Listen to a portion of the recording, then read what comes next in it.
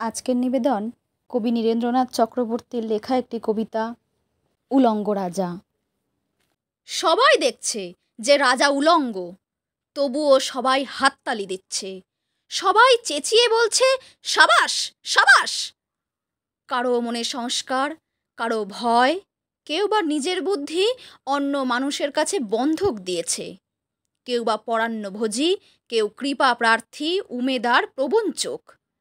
কেউ ভাবছে রাজবস্ত্র সত্যি অতীব সূক্ষ্ম, চোখে পড়ছে না যদিও তবু আছে, অন্তত থাকাটা কিছু অসম্ভব নয়। গল্পটা সবাই জানে, কিন্তু সেই গল্পের ভিতরে শুধুই প্রশস্তি বাক্য, উচ্চারক কিছু আপাদ মস্তক ভীতু ফন্দিবাজ অথবা নির্বোধ স্থাবক ছিল না। একটি শিশুও ছিল, সত্যবাদী, সরল, সাহসী একটি শিশু। নেমেছে গল্পের রাজা বাস্তবের প্রকাশ্য রাস্তায়। আবার হাততালি উঠছে মুহুর্মুহু, জমে উঠছে স্তাবক বৃন্দের ভিড়।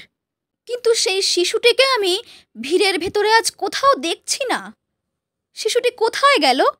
কেউ কি কোথাও তাকে কোনো পাহাড়ের গোপন গুহায় লুকিয়ে রেখেছে?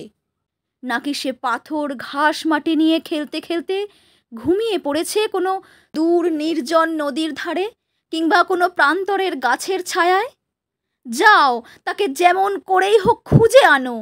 সে এসে একবারেই উলঙ্গ রাজার সামনে নির্ভয় দাঁড়াক। সে এসে একবারেই হাততালির ঊর্ধ্বে গলা তুলে জিজ্ঞাসা করুক, রাজা, তোর কাপড় কোথায়? নমস্কার।